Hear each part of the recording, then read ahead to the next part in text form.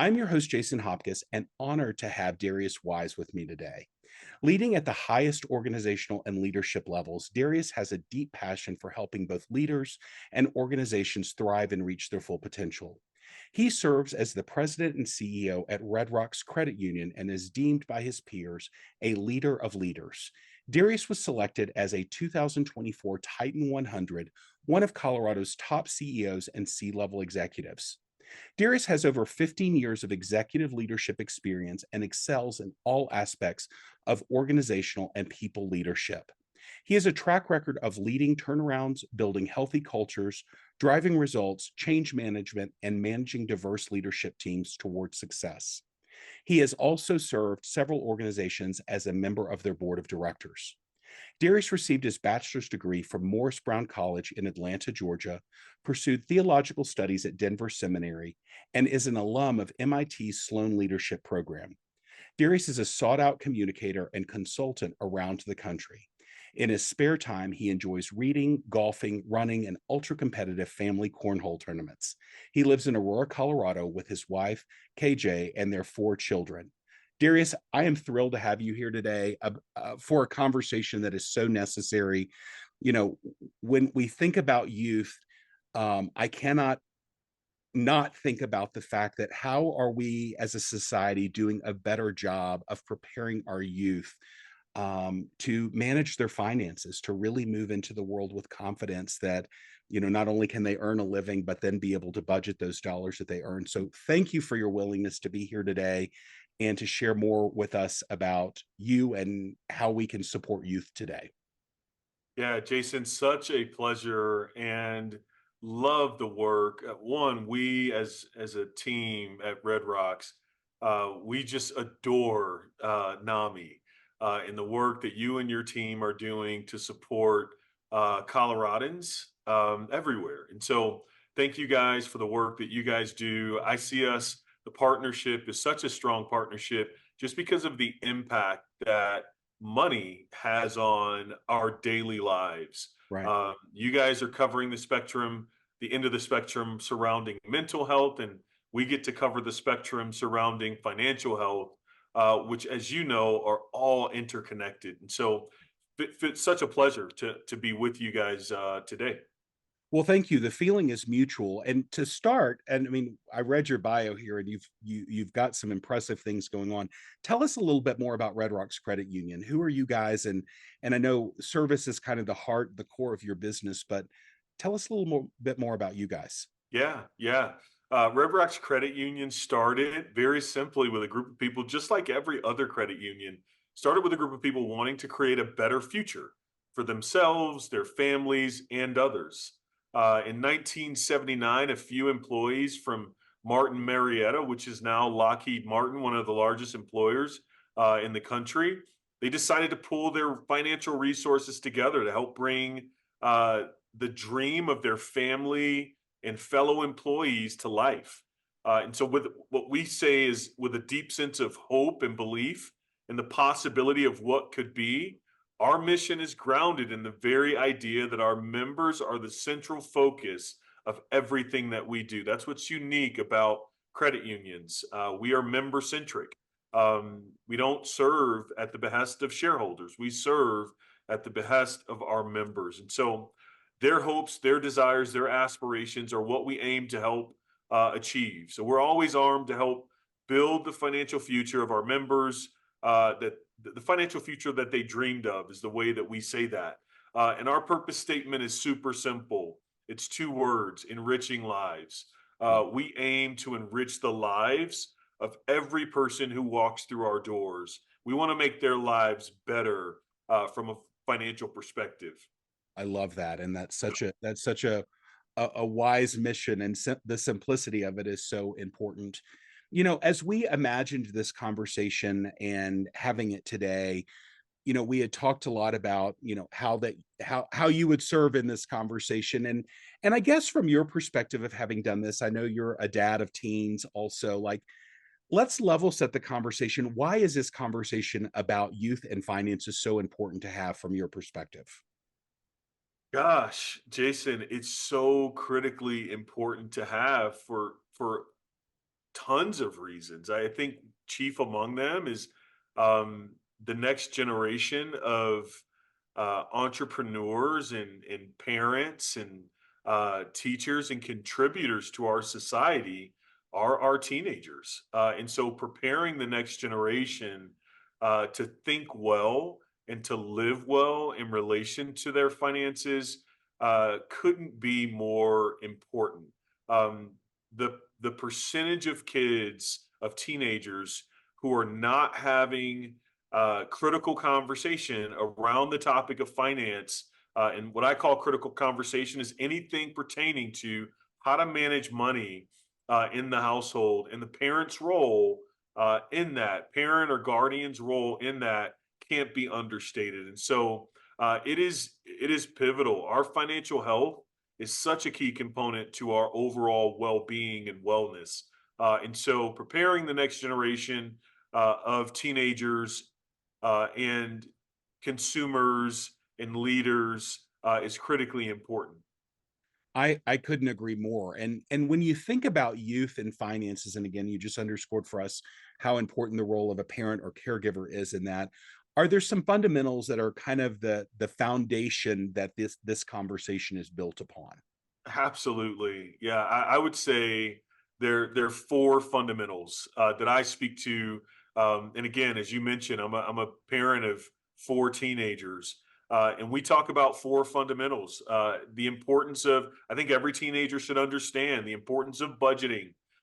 Number one, how to manage it, and really, but you call it budgeting, spending plan, whatever you call it. But how do you allocate and manage the resources that come in, the money that comes in? And so, expenses on one side, income on another. How do you manage those resources? How do I spend and allocate and direct that money? Number two is saving. That's both emergency savings and long-term savings. And so, how am I thinking about saving as a fundamental tool to managing money? Critical for any individual and any teenagers. Number three, having the debt conversation. And debt is fundamental to managing money, understanding debt, understanding that all debt isn't bad debt. How do we navigate debt? What's the purpose of it? How much should I take on? How much can I afford? All of those questions surrounding debt, critically important. And then four is investing wisely, very simply. And so budgeting, saving, avoiding debt and how to manage debt, and then investing wisely. Uh, how to grow your money. Investing is all about growing your assets, protecting your assets, and growing your assets. And so those are the four things that I talk about and we talk about when we talk to teens about learning the fundamentals of money management. Learning to differentiate between needs and wants is another caveat that I throw in there.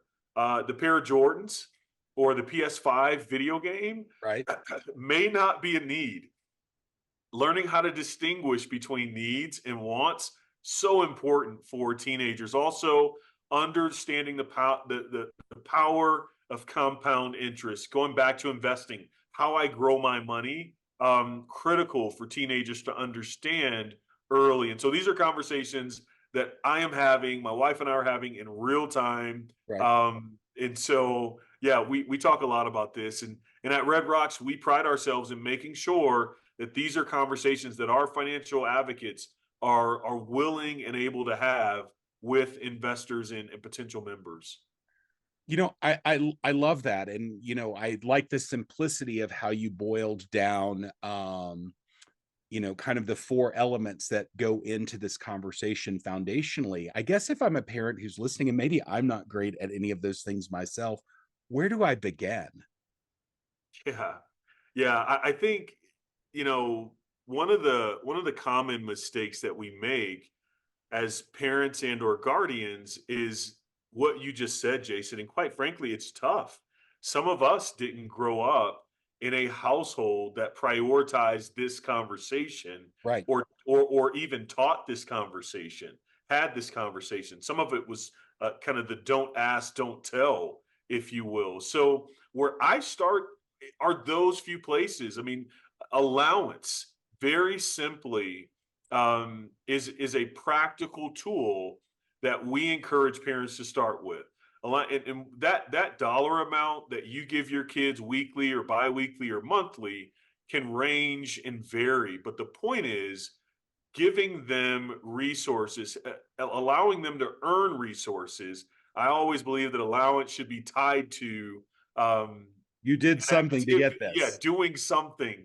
Right. We set the wrong example when we simply give away money with regularity. But I think allowance is a great place to start because with allowance, you can budget, you can save, you can learn how to avoid debt, and you can invest. And so those fundamentals of starting to have the conversation with a basis of or framework, if you will, of how to manage the money that comes in, I think is a great place to start for most parents of teenagers. Okay. And is there an age that you recommend these conversations be started?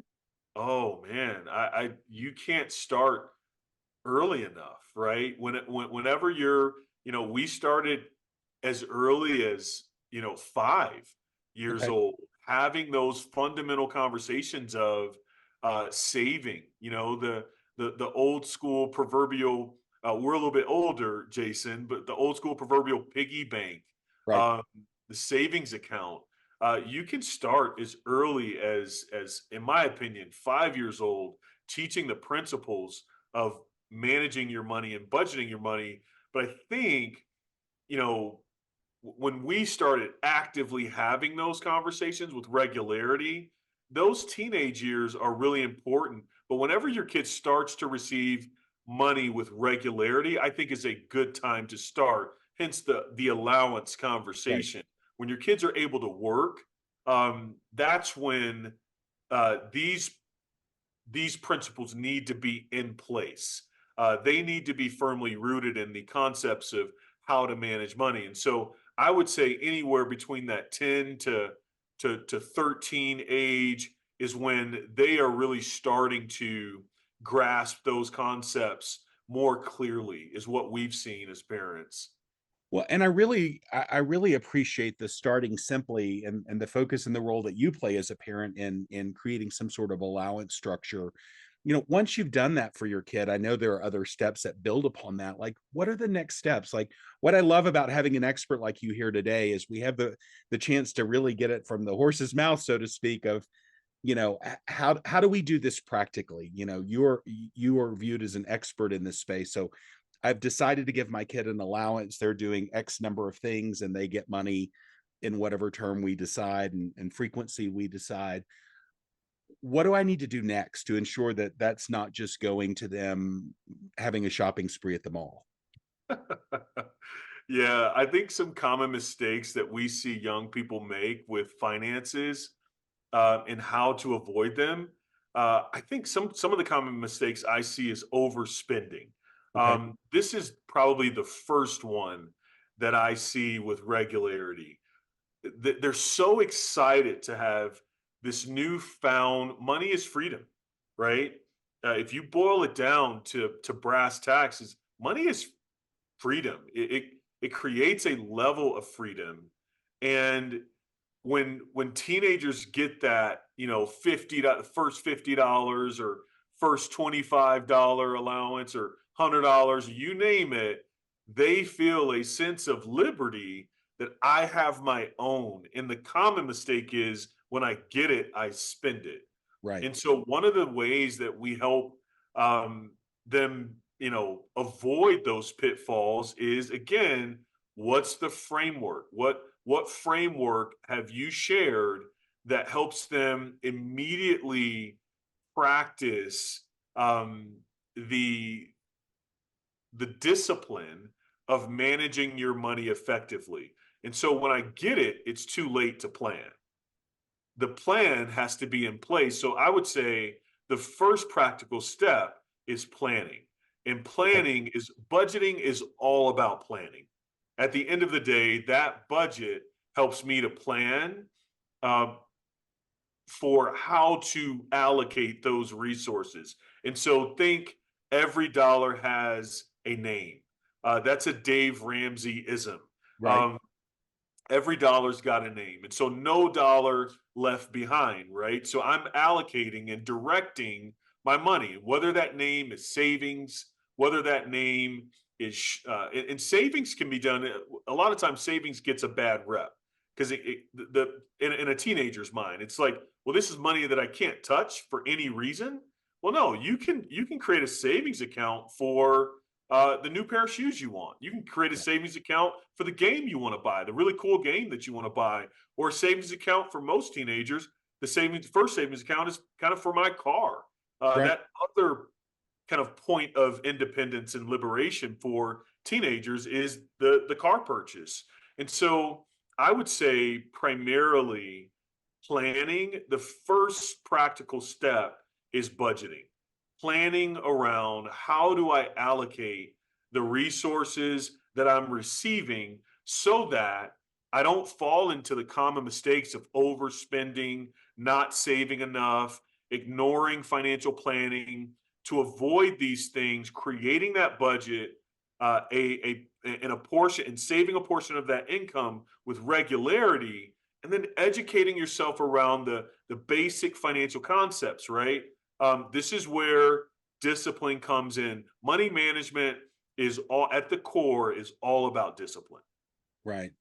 And really when you reframe savings account kind of as your delayed gratification account, there is a nuance there that can There you change some go. of that. I think the thing that's really important for us to call out and recognize, I mean, how this may have been taught to us or we did it growing up is the same but different in today's world, and technology certainly plays a role in banking and saving and planning and doing all of these things today. What are you seeing as the kind of vital or necessary tools that, a youth might be able to implement to do this effectively today? Yeah, it's such a great question, Jason. When we were growing up, we didn't have Rocket Money. Right. Or you name it, the thousands of financial management apps that are teen friendly. Um, whether that be Greenlight or Venmo or you airdrop, hundreds of different apps that are budget conscious and budget friendly.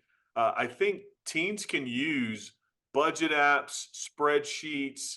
When we were growing up, it was pen and paper, to track their spending and budgeting effectively. I think it's important to find a method that works for you, whatever that method is, because for some of us, what works for one person may not work for the next person. Right. And so there are several ways to track expenses and align your expenses with your income. One of the main goals in budgeting is you want to spend a lot less than you take in.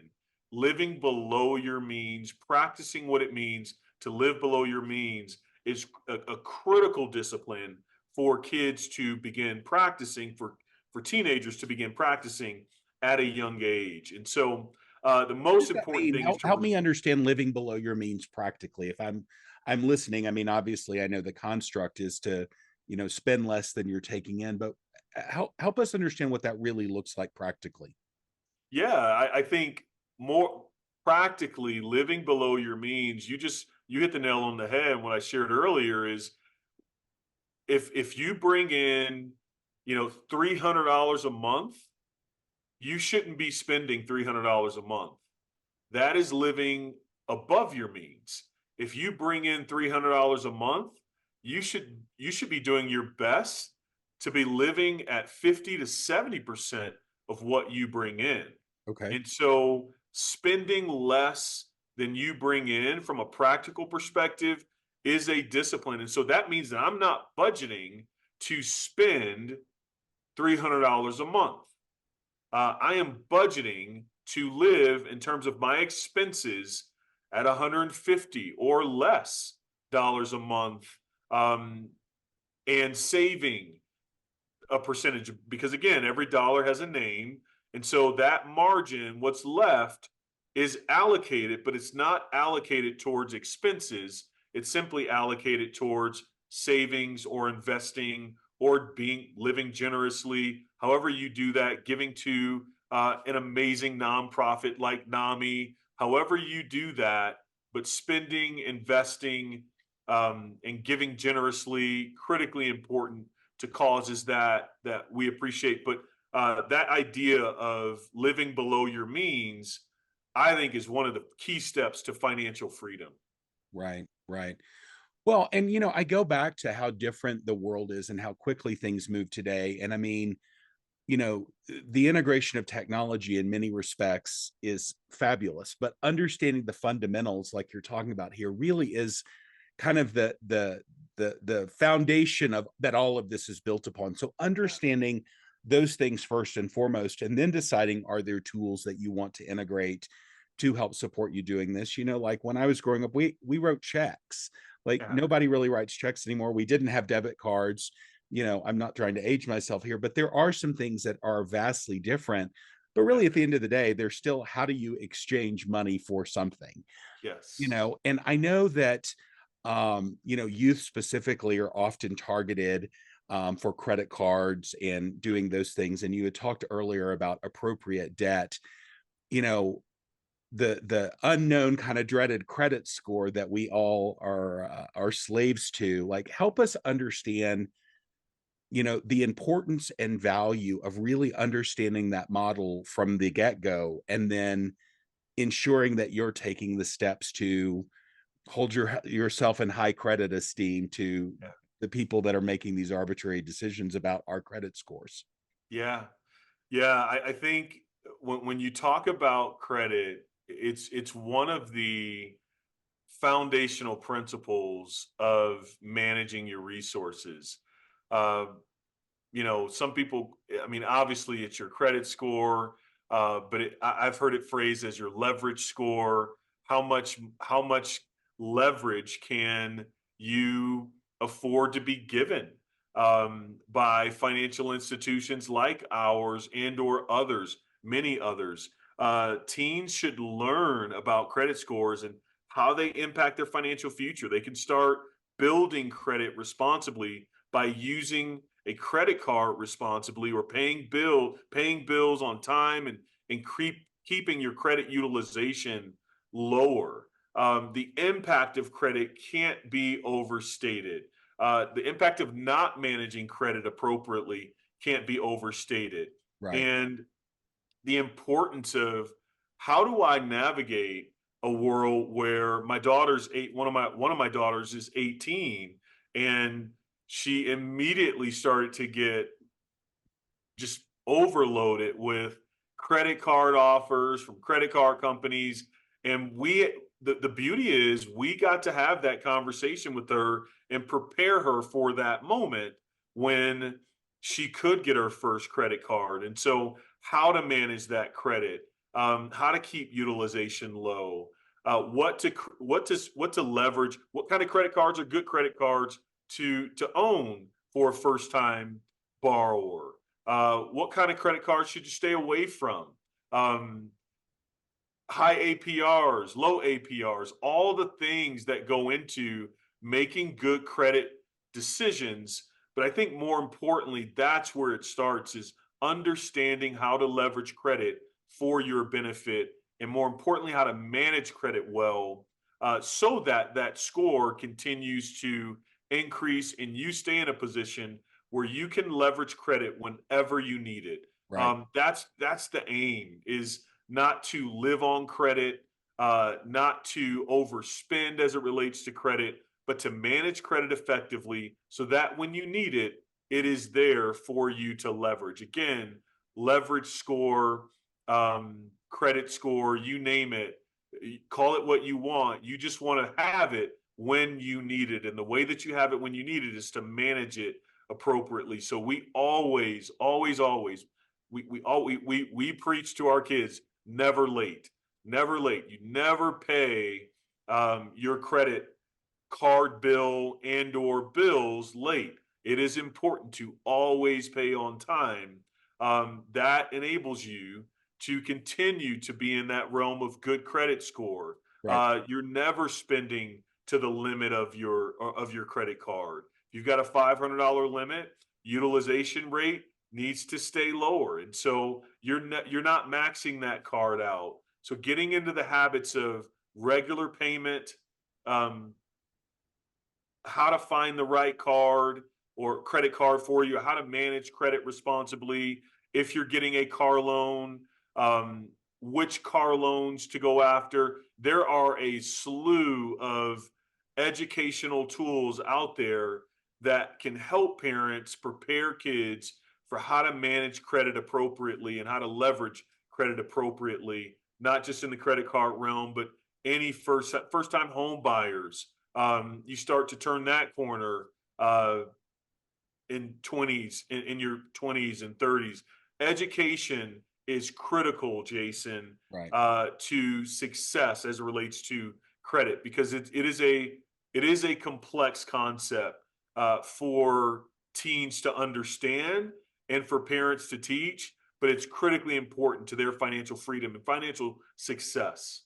Well, and if I'm hearing you, if I'm a parent that's listening, I mean, the onus is not only on you to have all the answers. That's right. To your point, there are a lot of resources out there available. And if there's something you don't know, I guarantee you, with a quick Google search, you can find somebody who does Absolutely. know. But the importance of what you've just shared with us about credit is what I'm hearing from you is you're not saying don't have credit, don't use credit, but the responsibility of how you use that credit that you take on in a way to recognize may frame future decisions that are going to be important to you, and your habits may make a difference in you being able to get that house, get that car or not. And really it all kind of compounds and builds upon the choices you make month by month to do the right thing, that starts with utilization and paying your bills on time and being responsible. I mean, it's a lot to take on, like, and I think about how we're all bombarded by technology today, and especially with youth. And I think it's important for us to have conversations like this, because I don't think they're being had enough. Yeah. And if they were, I think we would see more successful outcomes. And again, your kids are fortunate to have somebody wise like yourself to guide them in these conversations. But there are resources that are available. There is help that's available, and it really starts in this kind of foundational understanding of getting good information from the beginning. Yeah. Yeah, Jason, you said something really key. And I think a lot of parents and or caretakers struggle with this reality that you just shared. I don't have all the answers. Right. And this fear of getting it wrong. And oftentimes what I've seen is the fear of getting the conversation wrong um, prevents us from having the conversation at all. At all. And the danger with that is that, one, you, by not having the conversation at all, you rob your kid or your teen of the opportunity to learn from your mistakes Right. and to glean the wisdom that you do have around the topic.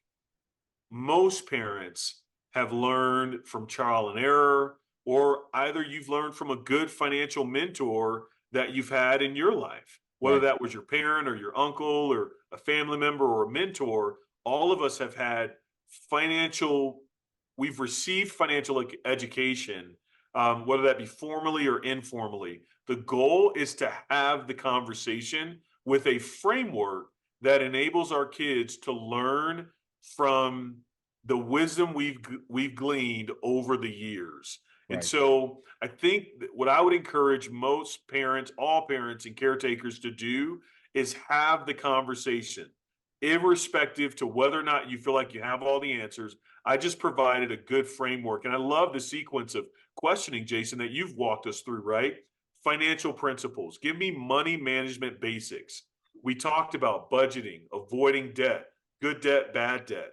We talked about investing, saving. Those are fundamental principles that all parents and caretakers can have discussions around. And this is exactly the framework we use for our kids. And then we moved into more complex topics Right. like, what does it mean to invest? How do you manage credit? What is credit used for? How do you leverage it when you need it? Is it good? Is it bad?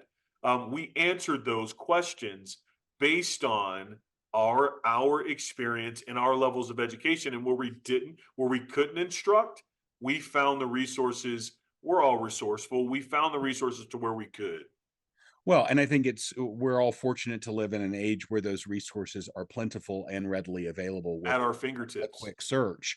You know, the the the thing that I really want to level set here. I mean, Nobody's Perfect was inspired from these conversations that we had had with youth previously on our podcast, Teen Talk, and then doing research and focus groups and survey projects and all of that, and really understanding what are the things that can impact mental health and well being.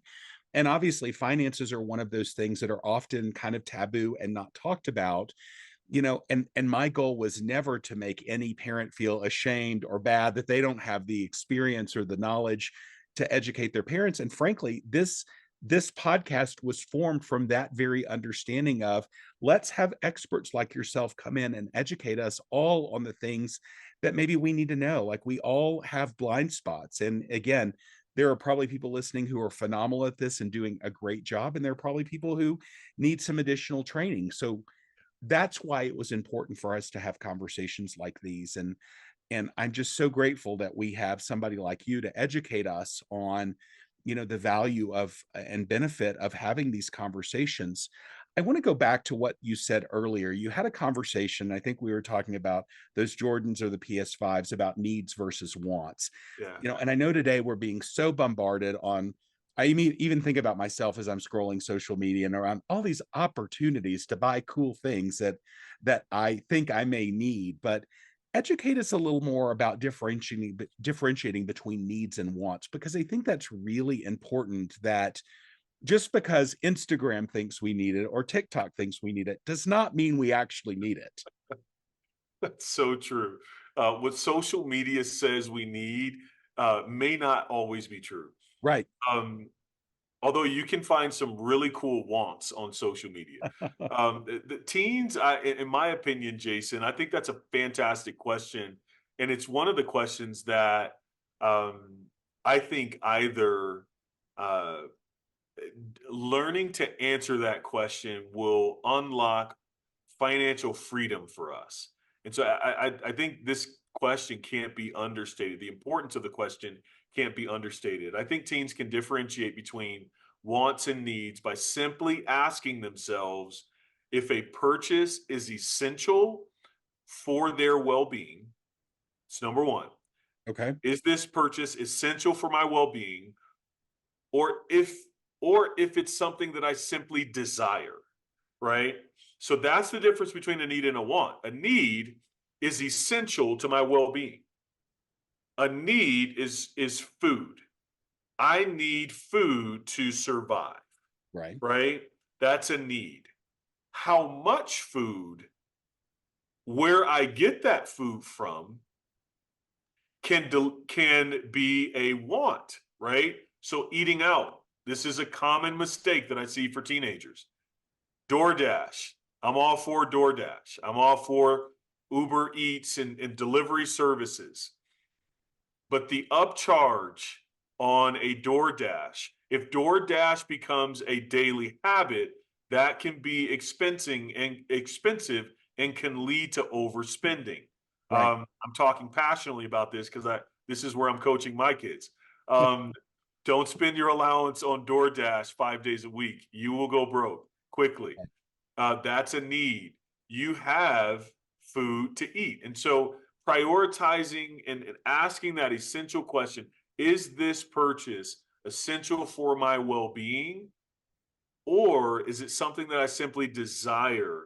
Prioritizing needs over wants they can help make you more mindful of your spending decisions. And Right. that's how I tend to encourage to, one, make the decision for myself, and then two, encourage my kids and others to make the decision for themselves wants versus needs. In order, when we make that decision, that's going to lead to more financial margin and eventually more financial freedom.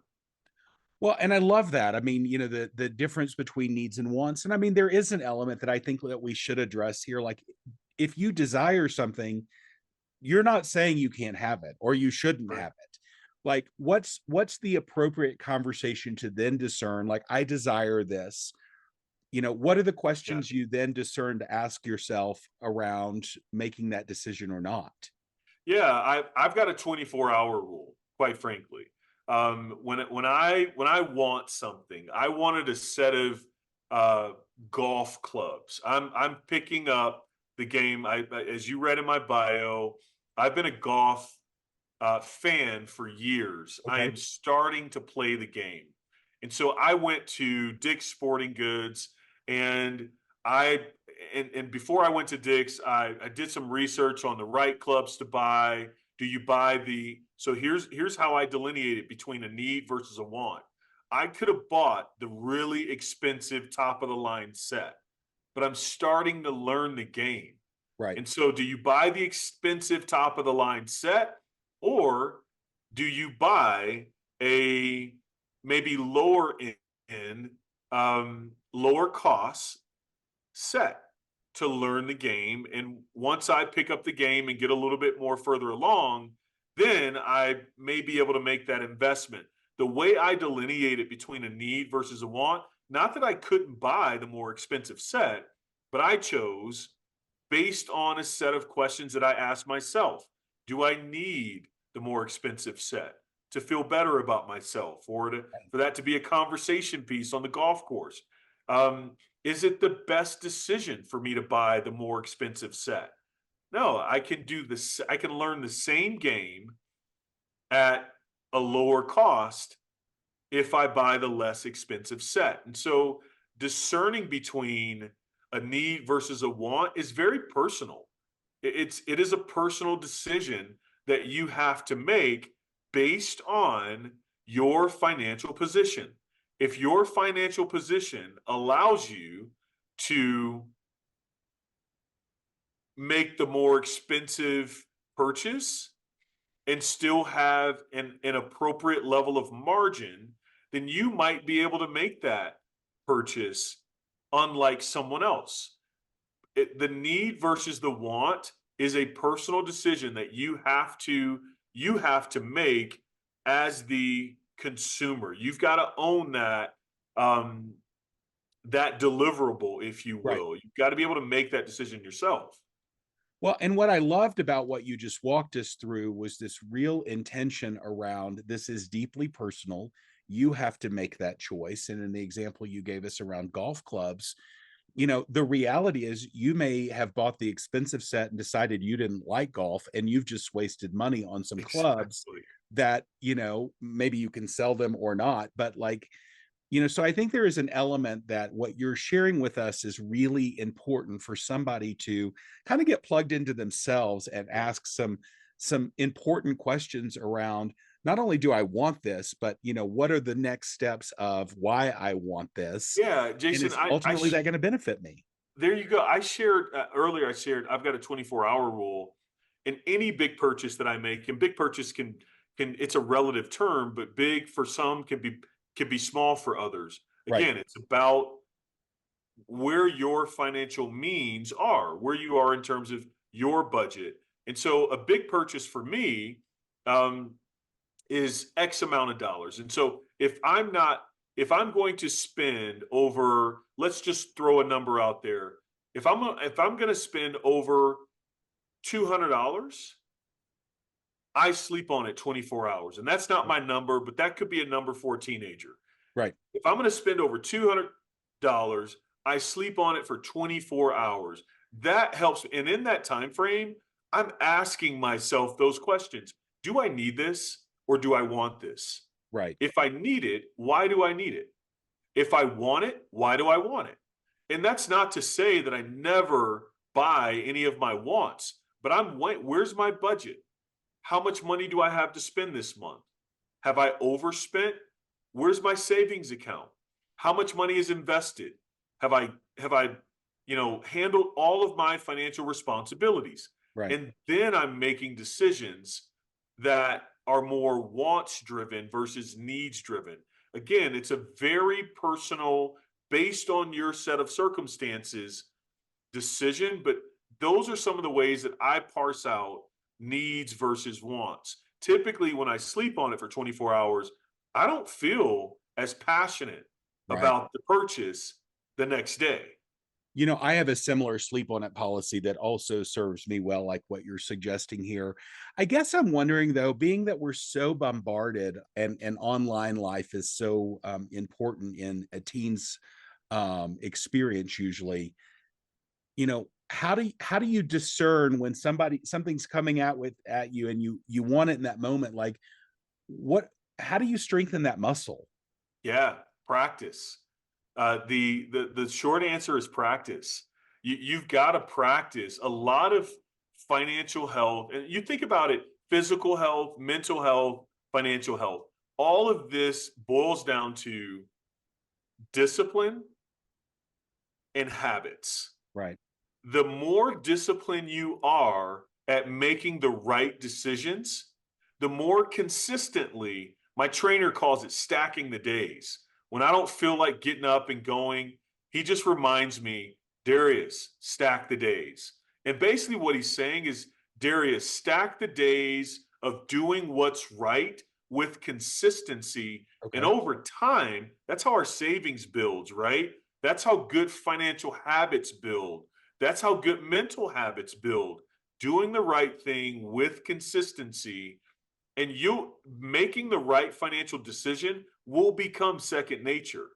Right. Because if I train long enough, I'm gonna not want to train when I don't feel like it, Right. because it's second nature. So I'm just used to putting money away every week, every time I get paid. I'm used to investing money every time I get paid. I'm used to making these financial decisions. So that's one way. And then the second way is, if you make the wrong decisions enough, hopefully you learn from them. And I've been there in my life. I've Right. made the wrong financial decisions enough to where I bump my head enough to realize, ooh, that hurts. I don't want to do that again. I don't want to experience that again. I don't want to be declined for a loan again. And Right. so making sure that we either are practicing the right habits, and hopefully, if we're not, we're learning from our mistakes. Well, and I think you just hit the nail on the head there in helping us remember that the goal is not perfection here. It is No. built on a series of habits over and over again, and sometimes good or bad habits that lead Yes. to the next right thing. I think that's so important that wherever you are, begin there. Right. And financial stress is one of those things that I think most people can tie back to, is this having an impact on my mental health? But I mean, the reality is finances can be one of the most stressful and detrimental Absolutely. things to our mental health. And frankly, becoming more intimate with your money that ultimately empowers you to have the things that you want, the life you want, the decisions you want to be able to make. Like, you're kind of the person that gets to steer that ship. Man, and Jason, that is one of the deepest honors that we have as a financial institution. Money is extremely personal and can be extremely stressful. Right. It is one of the main stressors in most of our lives. And that's why this conversation, and thank you for initiating it, is critically important, because if we can teach these financial principles early to our teens, even younger to our kids, we create a better pathway for them financially.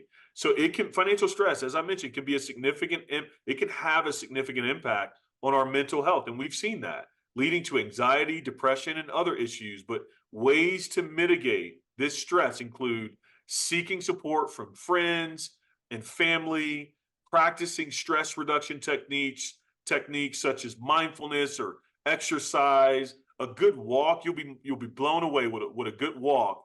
Uh, Seeking professional help if needed. Additionally, having a solid financial plan in place can help alleviate so many of those uncertainties and anxieties associated with money management. This is something that we at Red Rocks hold near and dear to what we do. We help individuals and our members achieve their financial goals and dreams. And in some cases, set that course, help set that trajectory for our members. And we love financially educating our members. This is a part of what we do and what we hold near and dear to the credit union way. I love it, and I'm so grateful that we have you guys as a resource. Um, if anybody wants to learn more about Red Rocks Credit Union, tell us how they can get more information about you guys. Yeah, absolutely. Our website is probably the central hub. Www.redrocks.org Okay. is the easy way to get a hold of us. That's where all of our resources are housed. Would love to be in touch with anyone who is needing more information on this topic. Darius, we appreciate the kind offer and the information that you've given us today. And one question we always like to conclude with that I think is so important and why we're doing this work is, what does nobody's perfect mean to you? Oh, wow. That nobody's perfect. That's such a great question. That mistakes are the soil for learning. And not only are mistakes okay, but mistakes are necessary for growth and evolution. It means that it bring nobody's perfect um, aligns the phrase "come as you are" um, in a different way. Um, it highlights that phrase "come as you are" is this concept of it doesn't matter where you are on the journey, it doesn't matter why you are where you are. You get to be where you are, and we get to learn and grow together.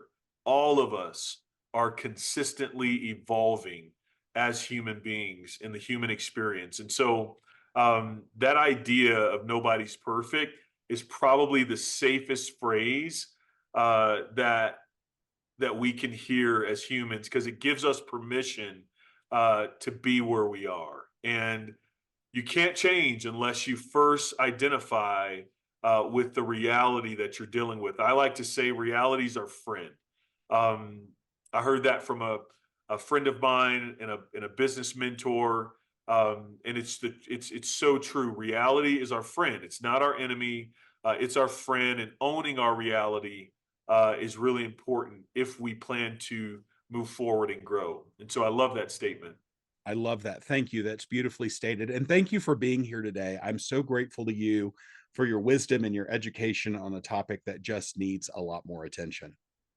Absolutely, Jason. Our pleasure as always. And we're super grateful for our partnership with you guys. Likewise.